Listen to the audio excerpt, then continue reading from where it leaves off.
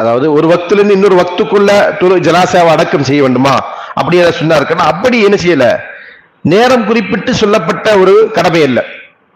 அதான் நான் சொன்ன உங்களுக்கு. இதற்கு ஒரு உதாரணத்தை நான் சொல்றேன்.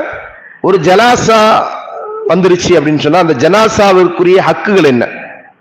குளிப்பாட்டுவது, கஃனிடுவது, குழி வெட்டுவது, இதெல்லாம் நடக்கணும். இதெல்லாம் நடத்தா தொழுகை நடத்தணும், அடக்கம் செய்யணும்.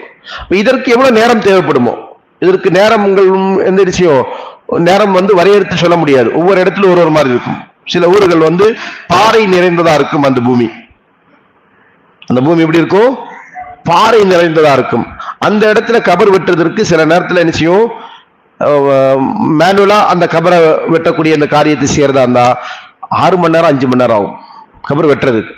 இப்ப இன்னைக்கு ஜேசிபி வந்துச்சு தோண்டிட்டு போயிடலாம் அப்படின்னு சொன்னா இன்னைக்கு அப்ப என்ன செய்யும், அந்த மாதிரி இடத்துல ஒரு மணி நேரம் 1/2 மணி நேரத்துல ஜேசிபி கபர் தோண்டின்னு வச்சுக்கல. அது இன்னைக்கு வசதி இருக்கிறதுனால. இல்லைன்னா என்ன ஆகும், 6 மணி நேரம் 7 மணி நேரம் ஆயிட்டு தான் அந்த ஜனாசாவிற்கான குழி வெட்டப்படும். அப்ப அதற்கு நேரமாகும். அதனால தான் என்ன செய்யப்படல, இதற்கென்று இத்தனை நேரம் அல்லது இந்த வக்திலிருந்து இந்த வக்தி என்று நேரங்கள் நமக்கு சொல்லப்படல. முடியுமானால் அதை என்ன செஞ்சிடணும். ஏன்னா ஜனாசாவை விரைந்து அடக்கம் செய்வதும் விரைந்து தொழுகை நடத்தப்படுவதும் தான் ரசூல் ஸல்லல்லாஹு அலைஹி வழிகாட்டுதல். பிடிச்சிட. அப்போ ஒரு சில இடங்கள்ல என்ன செய்யும், சீக்கிரமா குழி வெட்டிடுவாங்க. சில ஊர்களில் குழி வெட்டப்பட்டே இருக்கும், ரிசர்வ்டா குழி வெட்டப்பட்டிருக்கும். சில ஊர்களில் ஜனாசா நடக்க குழி வெட்டுவாங்க. அந்த மாதிரி இருக்கும். ரசூல் ஸல்லல்லாஹு அலைஹி வஸல்லம் காலத்துல ஒரு முறை என்ன செய்றாங்க, ரசூல் ஸல்லல்லாஹு அலைஹி வஸல்லம் ஒரு ஜனாசாவை கொண்டு வருகிறார்கள். அந்த ஜனாசா தொழுகையெல்லாம் கஃனிடப்பட்டு தொழுகையெல்லாம் வச்சுட்டு அடக்கம் செய்வதற்கு கபருக்கு வந்த உடனே கபர் குழி வெட்டி முடிக்கப்படவில்லை. வெட்டிட்டு இருக்கிறாங்க, நடந்துட்டு இருக்கு, வெட்டி முடிக்கப்படல. அப்ப அந்த இடத்துல என்ன செய்வாங்க, ரசூல் ஸல்லல்லாஹு அலைஹி வஸல்லம் உட்கார்ந்து இருப்பாங்க. கபருடைய அந்த ஓரத்துல உட்கார்ந்துட்டு மக்களுக்கு ஒரு உபதேசம் செய்வாங்க.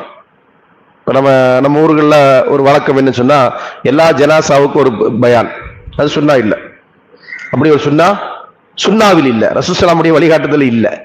எல்லா மையத்தையும் அடக்கம் செய்து ரசூல் ஸல்லல்லாஹு அலைஹி வஸல்லம் அங்கே நின்று பயான் செய்தார்களா என்று கேட்டால் அதற்கு ஆதாரத்தை நம்ம ஹதீஸ்களை பார்க்க முடியாது. மாறாக ரசூல் ஸல்லல்லாஹு அலைஹி வஸல்லம் எங்க அதை செஞ்சிருக்கிறாங்க அப்படின்னா, இந்த நேரத்துலதான் ஒரு ஜனாசா அடக்கம் செய்வதற்காண்டி கொண்டு செல்லுகிற போது அந்த கொடி வெட்டி முடிக்கப்படாமல் இருந்தது என்பதற்காண்டி அந்த இடத்துல என்ன செய்றாங்க, ரசூல் ஸல்லல்லாஹு அலைஹி வஸல்லம் ஒரு உபதேசத்தை மக்களுக்கு செஞ்சாங்க. அதுதான் அந்த உபதேசம் செய்வதற்கான காரணம். இப்ப இந்த இடத்துல என்ன செய்யறோம், நம்ம ஜனாசாவை எல்லா ப்ரிப்பரேஷனும் முடிஞ்சு அடுத்த கட்டத்துக்கு வரும்போது என்ன செய்யறாங்க, அது ப்ரிப்பேர்டா இல்ல, அதாவது கபரு தயாரா இல்ல. அப்ப என்ன செய்யறாங்க, ரசூல் ஸல்லல்லாஹு அலைஹி வஸல்லம் இந்த கபரு வெட்டி முடிக்கப்படுவதையும் காத்திருக்கிறாங்க. இது போன்ற காரணத்திற்காண்டி நம்ம நினைச்சலாம் அந்த ஜனாசாவுடைய அடக்கத்தை பிற்படுத்தலாம், அது கூடும்.